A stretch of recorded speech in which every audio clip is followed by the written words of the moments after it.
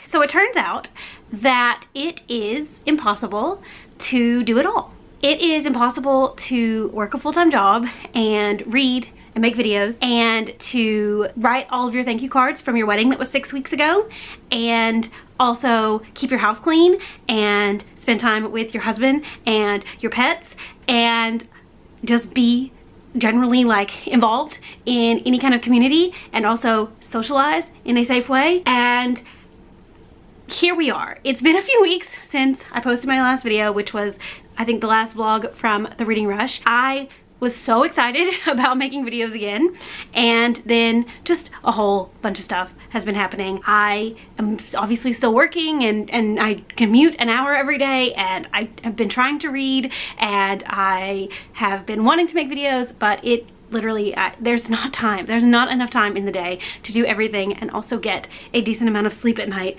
which I've been trying really hard to do. So sorry for the lack of videos for the last couple of weeks, and just, you know, in general, the lack of videos over the last couple months, because you can't do it all, apparently. If you can do it all, please share your tips down below. How do you do it all? Because I mean, I'd like to be able to, but for the sake of my sanity, I don't think I'll ever get to that point where I'll be able to do it all. I'm here today to do a huge wrap up because I have not done a wrap up since April, and I've read quite a few things since then, and so I thought, instead of trying to do like individual monthly wrap-ups to catch up, I'm just gonna do one big summer wrap-up and we're gonna call it good. So today I'm gonna be doing my May, June, and July wrap-ups. I have almost none of them physically. I read a lot of ebooks, listened to a lot of audiobooks. I got some books from the library, so I don't really have anything to hold up and show you. So I'm gonna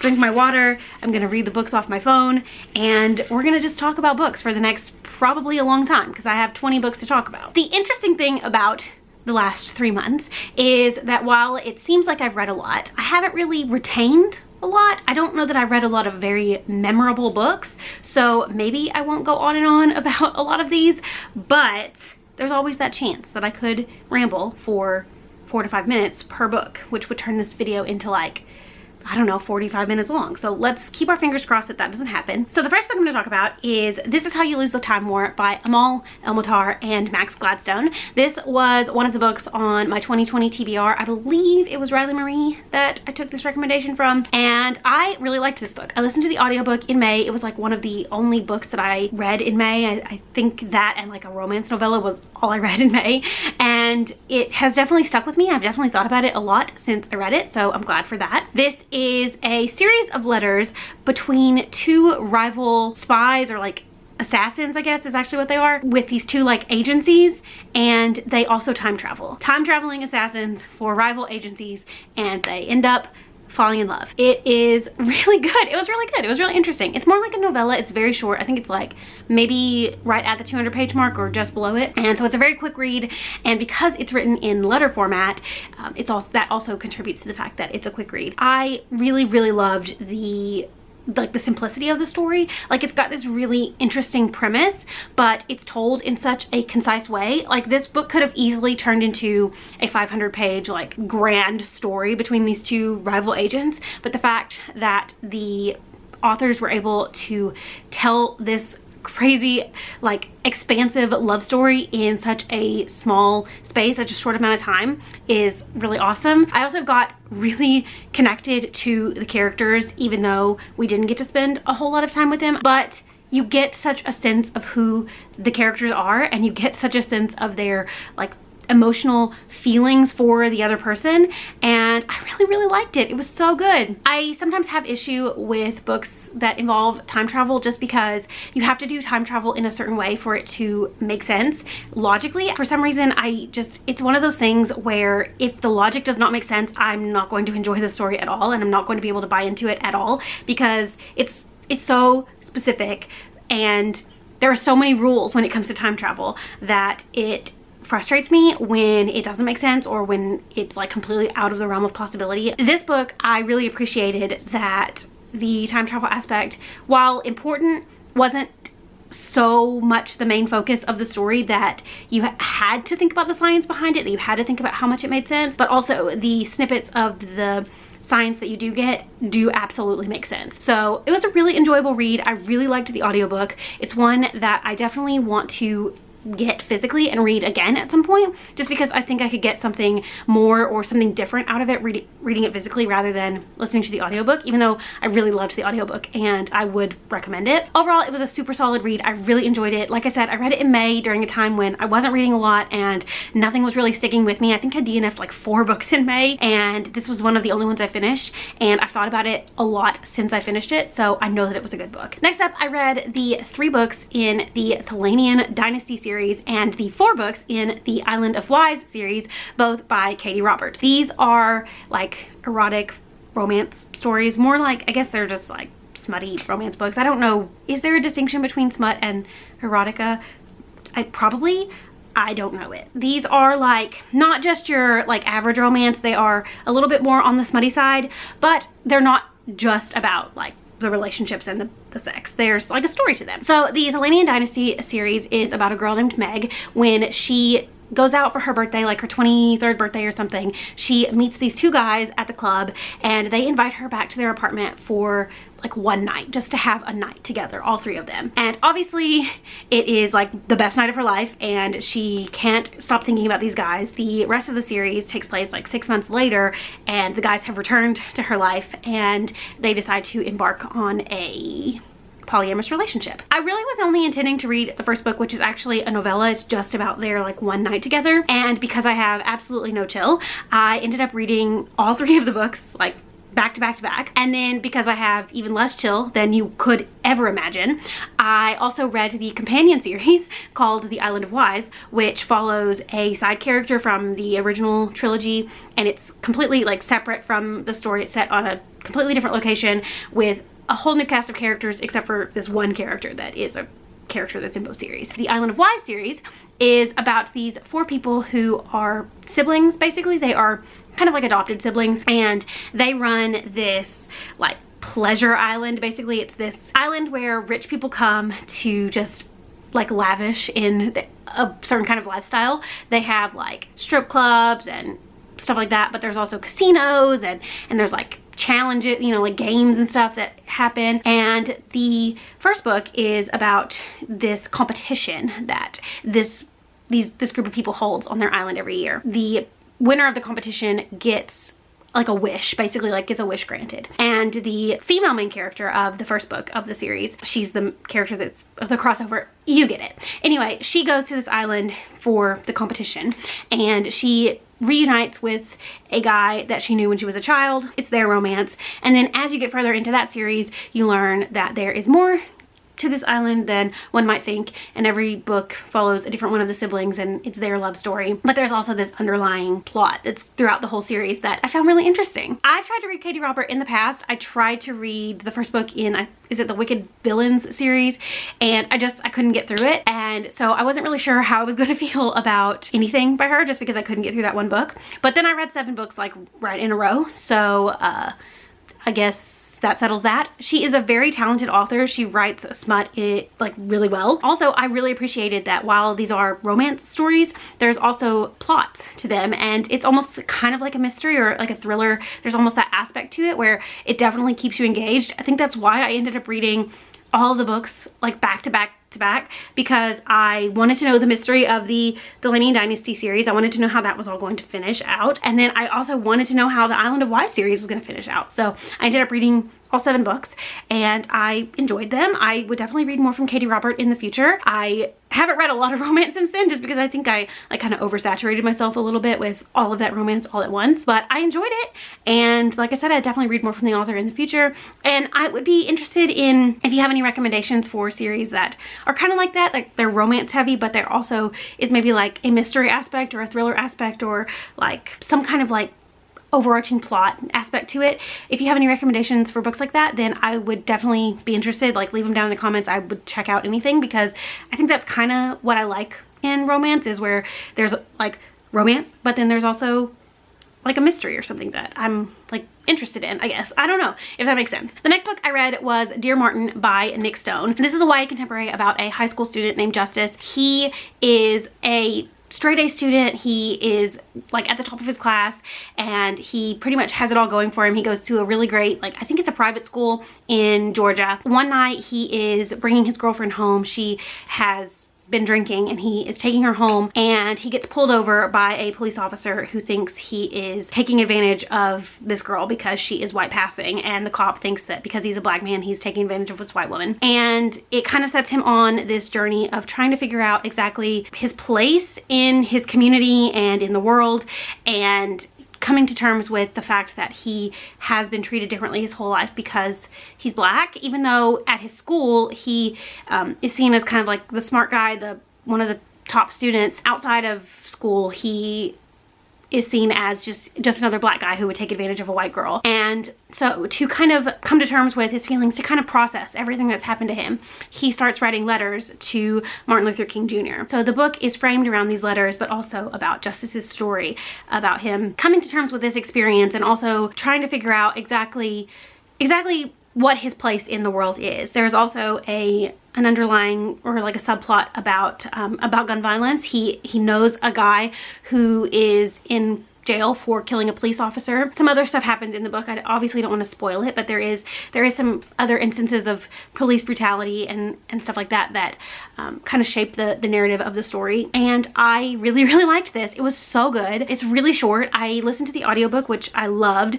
and it was, I think it's like a 4-hour audiobook or 5-hour audiobook. It's a really quick read. I can't believe I put off reading it for so long because I really loved it. It was definitely a 5-star read for me, and I haven't given out a lot of 5 stars this year, and this one was, I finished it and I immediately knew it was a 5-star read because I just felt so, I don't know, it had a huge emotional impact on me. I read this because obviously it has been, you know, a resurgence of the Black Lives Matter movement after the death of George Floyd, and so I have been trying to read books that I feel like will educate me a little bit more on the experience of black people.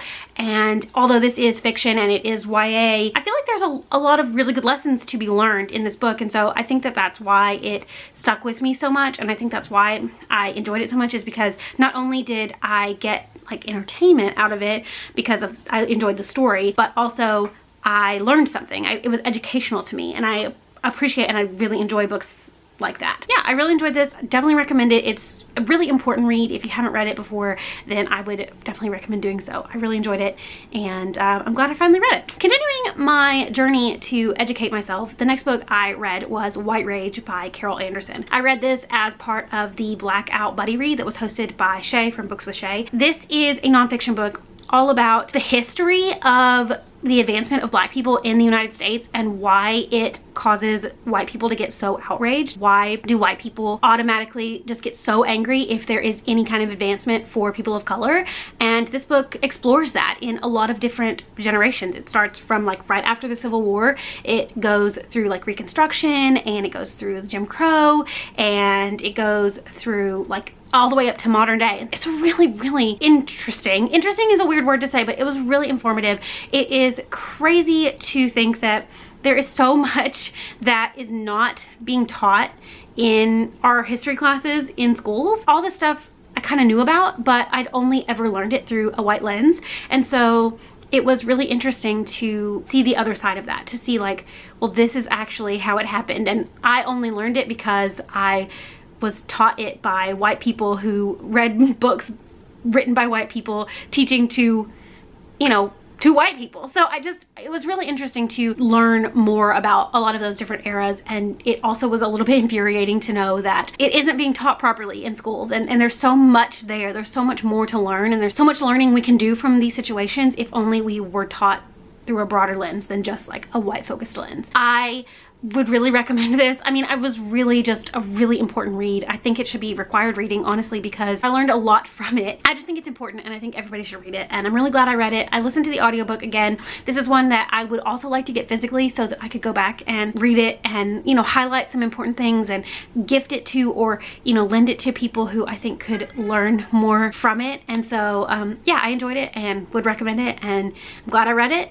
And I'm hoping that I'm making an effort to continue educating myself. The next book I read was Clap When You Land by Elizabeth Acevedo. This is Elizabeth Acevedo's newest release. It came out, I think maybe right at the end of May, and I listened to this one on audio as well. This is a book written in verse. Elizabeth Acevedo has written 3 books now, and 2 of them were written in verse, and I really enjoyed this one as well. Elizabeth Acevedo is quickly becoming one of my favorite authors. She's definitely becoming, or has already solidified herself as like an auto read author. Like, I will read everything she writes ever because she has a gorgeous writing style. I'm not usually a person who likes books written in verse. I don't usually go for that, but she is just a master at verse, and her writing is stunning. I would read any kind of story she writes just for the writing alone because it's really fantastic. This is about 2 sisters, Yahaira and Camino. They are sisters, but they don't know about each other. They have the same dad. He has a family in New York City. That is where his daughter Yahaira lives. And he also has a daughter living in the Dominican Republic. Every couple of months he travels to the Dominican Republic to visit his daughter. But one day he is in a plane crash and he's killed. And throughout the course of the daughters grieving about their father and trying to learn more about his life, they learn about each other. And so it is this really beautiful book about grief and coming to terms with understanding that you don't always know everything there is to know about a person. It's also a really great book about sisterhood and friendship, and it is just beautiful. I mean, the relationship that forms between the 2 sisters is so authentic, and even though they've never met each other, they're in their late teens, they're both about to go to college, and they've never met before, but they have such an instant connection because they have a shared parentage. And I don't know, it was a beautiful book. I really loved it. It's not my favorite book by Elizabeth Acevedo. That place still stands for The Poet X, which is just one of my all-time favorite books, but it's so fantastic, and I am so glad that I read it. I'm so glad that Elizabeth Acevedo keeps blessing us with her gorgeous writing, and I can't wait to read her next book. Whatever it is, I'm gonna read it and I'm gonna love it, I'm sure. After that, I went on a bit of a mystery thriller kick, so I read a few right in a row. The first one was The Guest List by Lucy Foley. This is about a wedding. It takes place over the weekend on an island off the coast of Ireland, and it's told from I think 5 or 6 different perspectives throughout the course of this wedding weekend. At the very beginning of the book, you find out that somebody is dead or something has happened to somebody. Then it kind of flashes back and forth between the day before and the wedding night, and it like slowly builds up to what exactly happened. I was really interested in this book because I thought that the premise was really interesting. I really like books on an isolated setting like an island. I also really enjoy books that are told from multiple perspectives, and I like seeing different situations play out from different points of view. The problem with this book was that none of the characters were very likable. I wasn't really interested in any of their like personal struggles. I was mostly interested in the mystery aspect of it, and also hang on, my dad's calling me.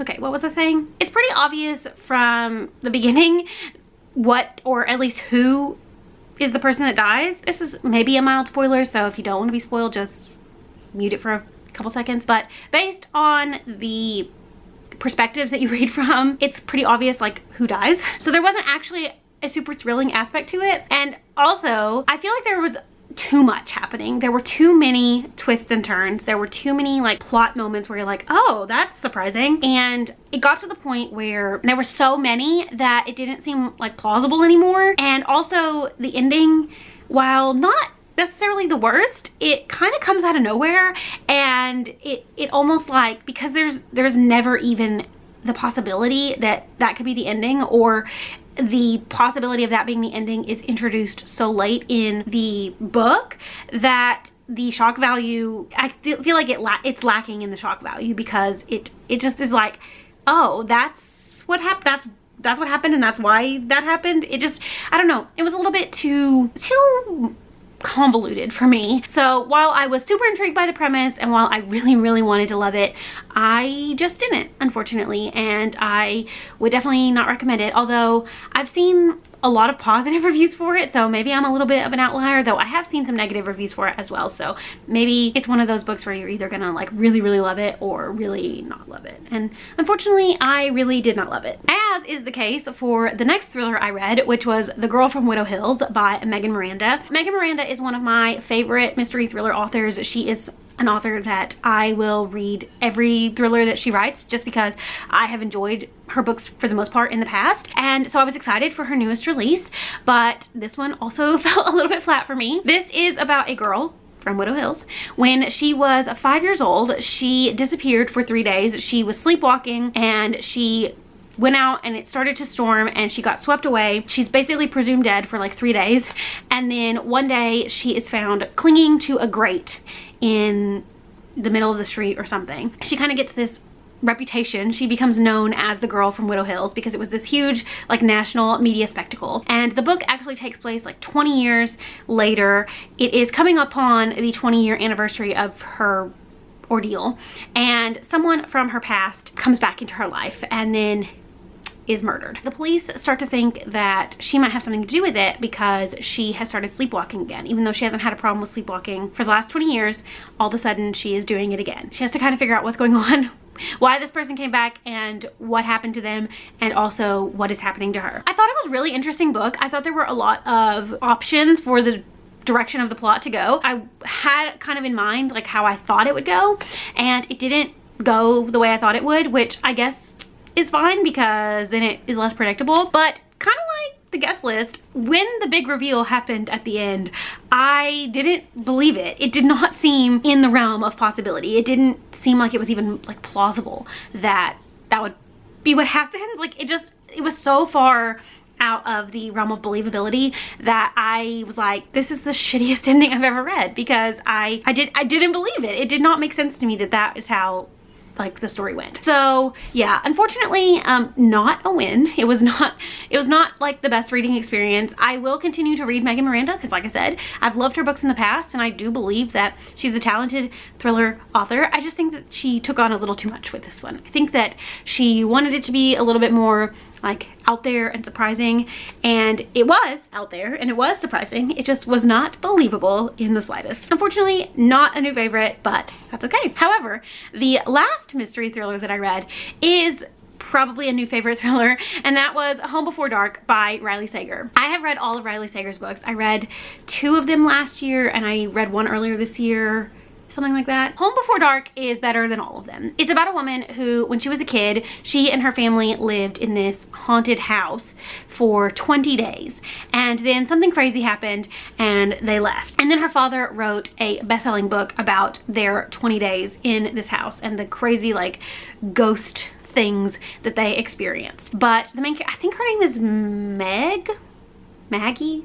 Something with an M, does not believe that any of the stuff that her father wrote about actually happened. And when her father dies at the beginning of the book and she finds out that she has inherited this house, that he kept it all these years and that it is there still, she decides that she is going to once and for all find out what happened when her parents lived there. And so she goes to stay at the house for a couple months. She goes under the guise of renovating, but also she wants to uncover the mysteries of this house. And uncover the mysteries does she ever. It is a wild ride from start to finish. I never really knew exactly what was going to happen. Of all of Riley Sager's books, this was probably his least predictable, but when it got to the end and all the big reveals had happened, it was believable. It was like everything seemed plausible, and so I enjoyed it a lot more than the previous 2 because it didn't seem like so far-fetched that it was out of the realm of possibility. I really liked the characters. I thought that all of the like twists and turns were really well done.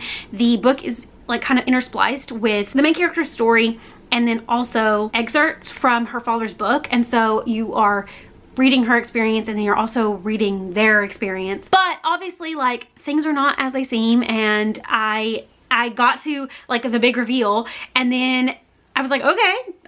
And then there was an even bigger reveal at the end. So it was like bam, bam, bam, like you're learning all kinds of things, and I really, really enjoyed it. My only complaint is that I don't really love the way that Riley Sager writes female characters. He writes from the point of view of a woman. All of his books are from the point of view of a woman, and it feels a little bit pandering because I remember when the first book came out or his first book came out, and nobody really knew who Riley Sager was at the time. And I assumed, as I think a lot of people did, that it was a female author because the book was written from a female perspective, and the title of the book is Final Girls. And then it came out that it's actually a man. Well, I don't have a problem with men writing female characters. I do have a problem with the way that some men write female characters. And so the way that Riley Sager writes female characters is like, it's like from the male gaze, honestly. Like even main characters, he writes from like the male gaze. Like there's so many descriptions of like their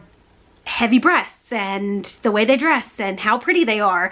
And if you were like actually reading from a female perspective, a lot of times that is not really how women like view each other. So it's just that it's a little icky to me, because it does feel a little bit like pandering. Like it does feel like he's tricking us a little bit because he's a man writing from a woman's perspective. That is a little bit of a rant, but it's something I've thought about every single one of his books. I just don't like the way he writes his female characters, especially the main characters. But overall, I really enjoyed this. Would definitely recommend it. It has the same kind of like creep factor as his previous book, Lock Every Door, but it's so much better than Lock Every Door, in my opinion. It would be like the perfect read for the fall. It would be a really great read for like October. Like if you're wanting something spooky, then definitely hold off on reading Home Before Dark, because it's the perfect Halloween read, in my opinion. Next up, I read another novel written in verse, and that was The Black Flamingo by Dean Atta. This is actually a UK YA book about a boy named Michael who is coming of age in London. This kind of follows Michael from the time he was a little boy all the way through when he goes to college,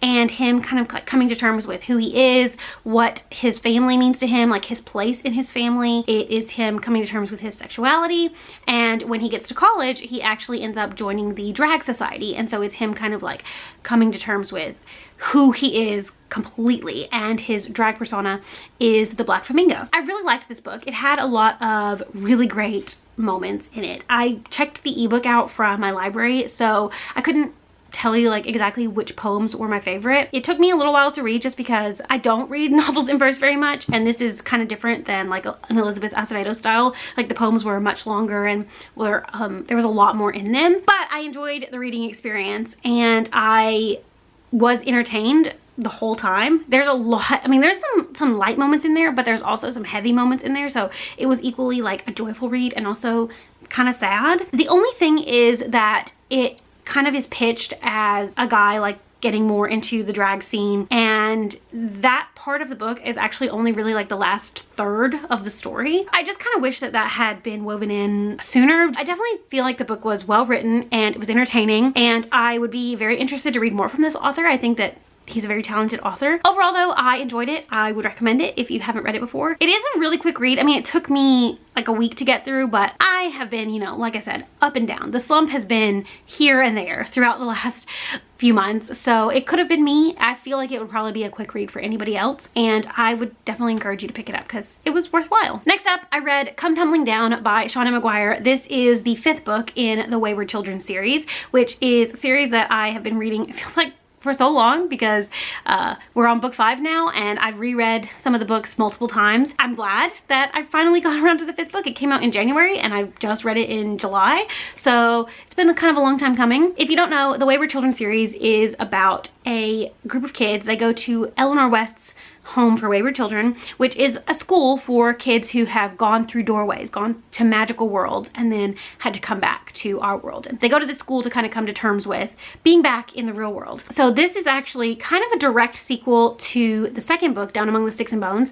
It follows some characters that, well, it follows Jack and Jill, who we haven't seen since the 2nd book, but it also, you kind of need to read it after books 1 through 4 because some of the things that they reference happen in like book 3. So it really is more like, I don't know, I would recommend reading the series in order. I know some people read it in kind of like a timeline order, but I would recommend reading like book 1 to book 5, like in the right order. I did really like this. I like Jack and Jill as characters, but I feel like we've spent a lot of time with them, and there are characters in the series that I am vastly more interested in, especially now, like knowing a lot more about them after reading them for 5 books. I want Cade's story or Eleanor's story, honestly. And so to have like revisited Jack and Jill again, I was like, okay, fine, but it's not my favorite. I think my favorite book in the series still remains the 1st book. I think it's a really entertaining series, and they're like novellas, so you could read all 5 of them probably in a day. I don't know, I like them a lot. I do like them, and I have continued to read them. I'm still interested in the series. I'm hoping that we finally get some of those other characters, some of our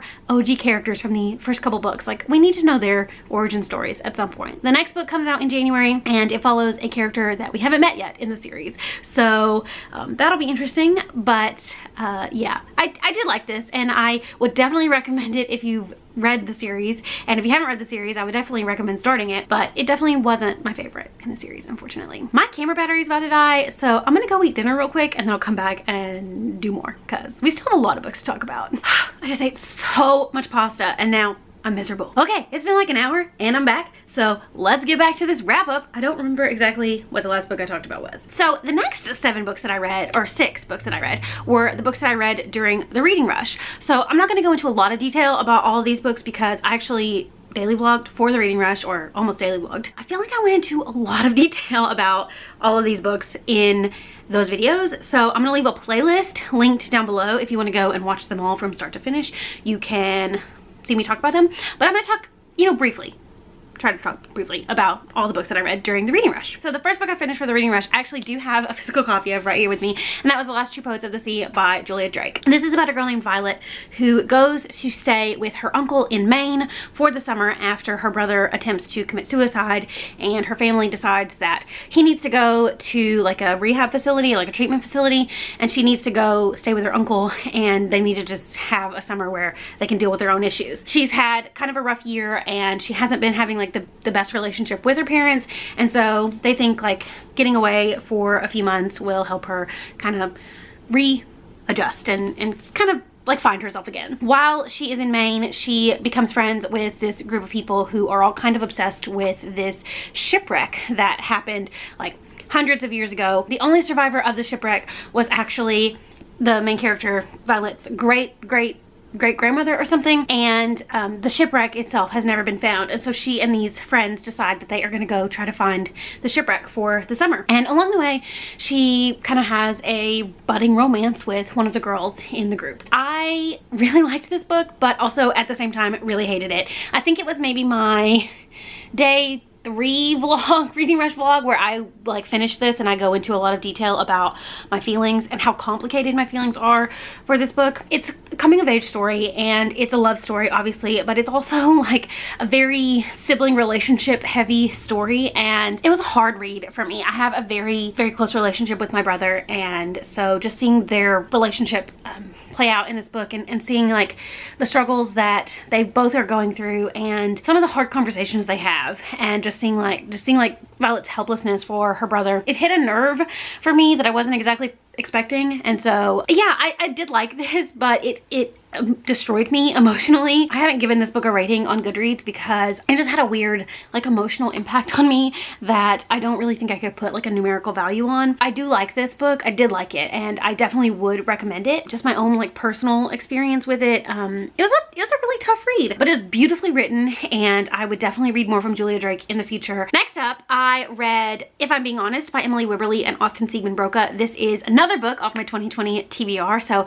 I've read 7 of them so far. We're in month 8, and I've read 7 of the books on my 2020 TBR, so I'm killing it. This is a YA contemporary about a girl named Cameron. She is kind of known at her school as being a bitch, and when she says something kind of mean in front of her crush, and he basically like is like not interested anymore, she decides that she needs to go on like a journey to change who she is. And along the way, along the course of her trying to like make amends for some things that she's done in the past, she becomes friends with a guy named Brendan. And yeah, Brendan. And along the way, she finds love in unexpected places, as you would probably expect. I really liked this book. I thought that Cameron was a really relatable main character. For me, I was kind of known as a bitch in high school, so I related to her. I had some issues with like the portrayal of like high school students. I just didn't think it was like super realistic. This is kind of a retelling of The Taming of the Shrew, with Cameron being like the Catherine. And throughout the course of the book, her English class is also studying The Taming of the Shrew. So she is personally like seeing the parallels between herself and Catherine. She kind of comes to realize that the people that love her will love her no matter what, and she shouldn't like completely change her whole personality just to get a boy to like her. And so I thought the message of the book was great, and I thought the really like loose, like I said, retelling of The Taming of the Shrew and how those elements were kind of twisted for a modern audience, I thought those were great. I did have some just little issues, but I really enjoyed this book, and I definitely will read more from this author duo in the future. I really did like this, and I'm glad that I read it. And again, off my 2020 TBR, so doing great. Next up, I read The Witcher, The Last Wish by Andrzej Sapkowski, is how I think you say it. This is the first book in the Witcher series. This is the short stories that the first season of the television show that's on Netflix is based on, and I loved this. I really enjoyed it. As you may know, I got really into The Witcher earlier this year. We watched it, I think, in January, and I got obsessed. I made a whole video about The Witcher, and I went out and bought the book, and I intended to read it, and now finally I read it in month 7 of the year, and I loved it. I mean, I honestly loved it. If you've seen the show, this is, I mean, it's a pretty true adaptation to this set of short stories. I could so clearly picture everything that was happening because it was just like, it jumped off the page into Netflix, and I really liked it, and I'm definitely gonna continue on with the series. The first season actually covers the short stories from the first 2 collections from the series, so I definitely need to read the next book, which I'm pretty sure is The Sword of Destiny. So I'm gonna do that soon, and I'll really like have the full scope of season 1 of The Witcher before we get season 2 eventually. Hopefully we'll still get it at some reasonable time, considering COVID has ruined everything. But yeah, I liked it, and I go into a lot more detail in my vlogs, but I also wrote a really long Goodreads review for this book. I actually wrote like little mini reviews for every story in here, so I'll leave that link down below if you want to go and see like kind of my thoughts for every single book that I read, or every single story in this book. I liked it. If you like The Witcher, if you've seen the show and you haven't read the book, I would definitely recommend picking the book up. And if you have read the book and you haven't seen the show, I'd recommend the show. If you haven't done either, I'd recommend it all because it's so good. The last 3 books that I read for the reading rush were the first 3 books in the Girl Meets Duke series by Tessa Dare. The first book is The Duchess Deal, and then the second book is The Governess Game, and the third book is The Wallflower Wager. I got obsessed with this series. Like I said earlier, I have no chill when it comes to series, and so I read the first book and I was like, all right, I'm just gonna read the first one. I've never read a Tessa Dare book, and then I read the first 3 books and got so sad that I have to wait till February to read book 4 because this is like a new favorite series for me. I really loved it. This is a historical romance series, and the premise of the series is there is a group of 4 friends, and they all find love in each book. The first book is about a girl named Emma Gladstone. She is a vicar's daughter, but she is also a seamstress, and at the beginning of the book, she goes to the house of the Duke of Ashbury. She is wearing this monstrous wedding gown that his former fiance had ordered, and she had made, and she goes and she wants payment for it because even though the wedding is off, she deserves to get paid for the work. He decides that she is the perfect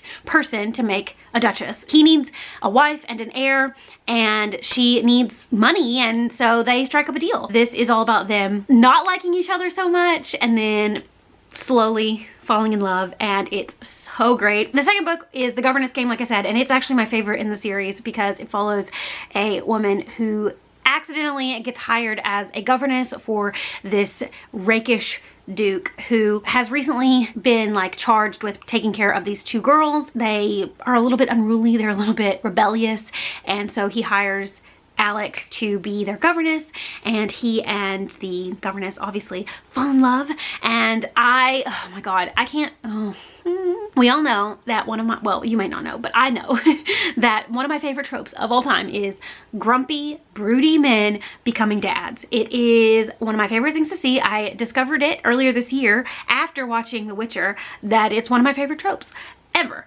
and that's what this is. It's my favorite book in the series because that is what this book is. It is so good, and yeah, I loved it so much. The third book is The Wallflower Wager, and it follows Lady Penelope Campion. She is a vegetarian, she's an animal lover, and she has a just a brood of animals living in her house. And a man buys the house next door to her, and he's fixing it up, and he's excited to sell it. He thinks that he'll get so much money for it because it's next door to a lady. The only problem is she has all these animals, and he thinks that that's going to drive the property value down. And so they make a deal to get rid of the animals, and he's also going to help her like kind of work her way back into society to appease her family. And of course they fall in love too, and it's great. I loved it so much. This series, it took over my heart, and I finished reading all 3 books, and then I went to the bookstore and I bought the physical copies of all 3 books, and I have reread my favorite passages, and I've re-listened to the audiobooks a couple of times. I've now lent all the books to my mom because I loved them so much and I thought she would love them too.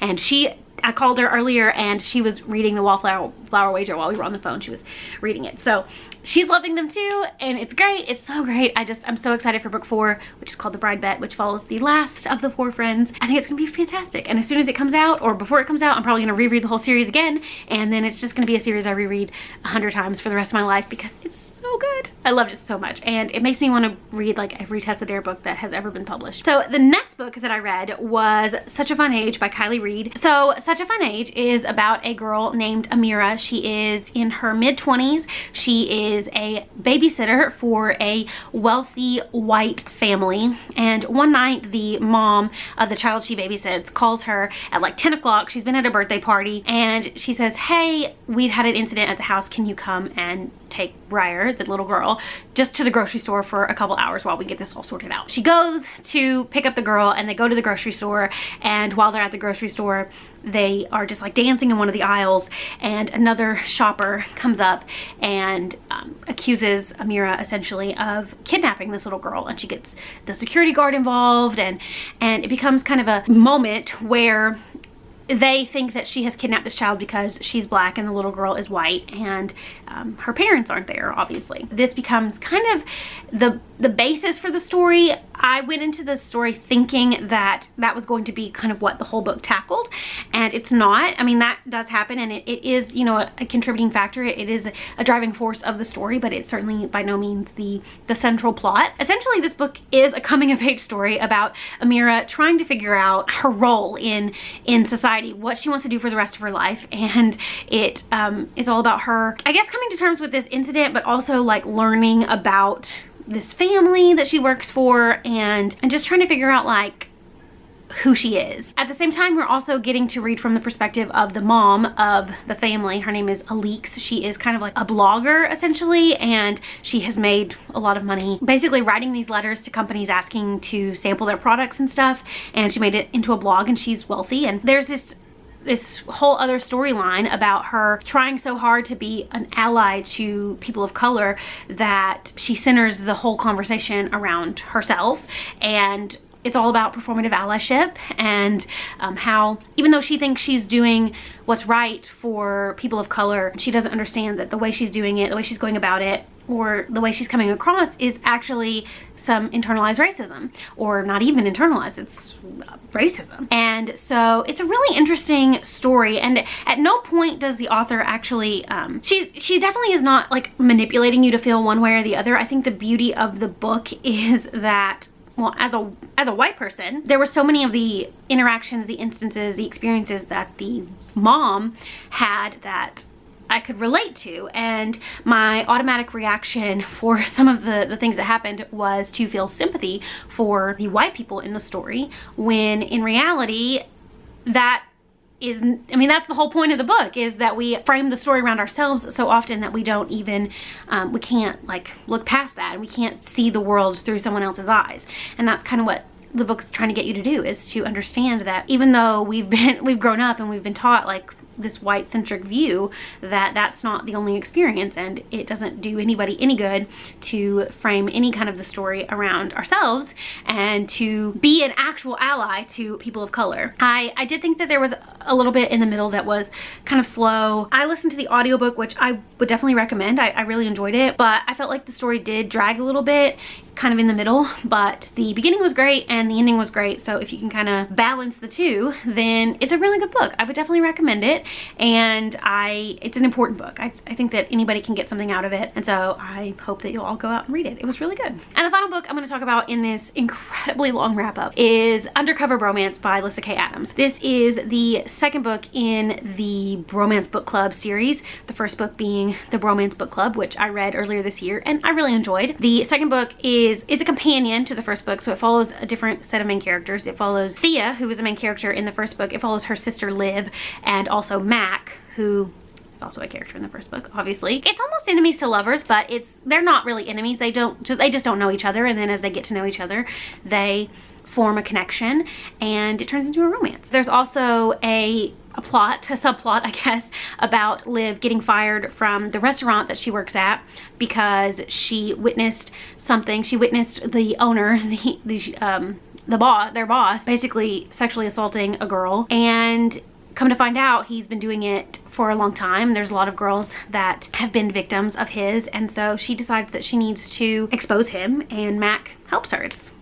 It's Undercover. This series isn't like amazing by any means. I don't think that it's like the best thing ever, but it's really entertaining. I really like the characters. I really loved Liv and Mac's interactions because they have such chemistry, even when they are like feuding, even when they aren't like that close.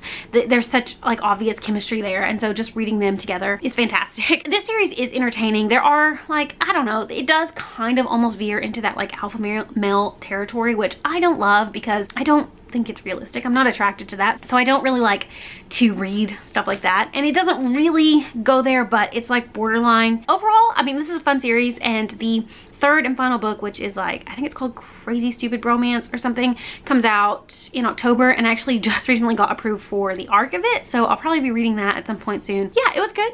Nothing super special, but definitely a good entertaining read if you're looking for something fun, kind of lighthearted, but will definitely keep you entertained. Then check out the Bromance Book Club series. So those are the 20-ish books that I have read over the last couple of months. This has been such a long video, and I'm really sorry, but if you stuck around to the end, thank you so much. Hopefully we'll get back to regular videos soon. Let me know down in the comments if you've read any of the books that I mentioned in this video and what you thought about them. I know there were a lot, but maybe there are a few that you have opinions on. I'd really love to know. Also, let me know some books that you read recently. What was your favorite book that you read in the last couple of months, or what are you currently reading? I'd really love to know all the things down below. I feel like it's been a while since we just chatted, you and I. So if you have anything you just want to chat about, let me know. I'd love to chat in the comments. Thank you so much for watching. If you stuck around to the end, I love you so much. I really appreciate you. I hope you enjoyed this video, and I will see you again very soon. Bye.